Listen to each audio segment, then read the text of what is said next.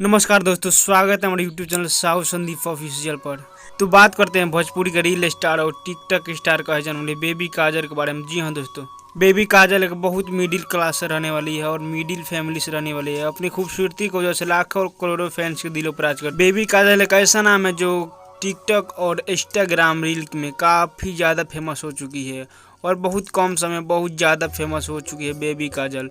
जैसे कि आप लोग इनका वीडियो बहुत सी बनाई है, आप लोग देखते हैं कि नहीं। बात करते हैं बेबी काजल। जो बेबी काजल का ऐसा एक नाम है जो बहुत खूबसूरत और बहुत ईमानदारी अभिनेत्री है। क्या आपको पता है कि ये कोई फिल्म में गाना में काम कर सकते हैं कि नहीं?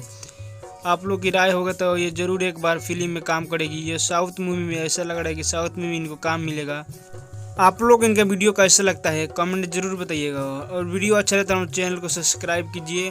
और तब तक के लिए धन्यवाद, मिलते हैं नेक्स्ट वीडियो में। और आप लोग से एक बात बताना चाहता हूँ कि ये कौन सा वीडियो में काम करेगी, भोजपुरी या हिंदी फिल्म में काम करेगी, कमेंट जरूर बताइएगा। या साउथ फिल्म में काम करेगी, आप लोग क्या रहे कमेंट जरूर बताइएगा। और वीडियो अच्छा लगे चैनल को सब्सक्राइब। तब तक के लिए धन्यवाद।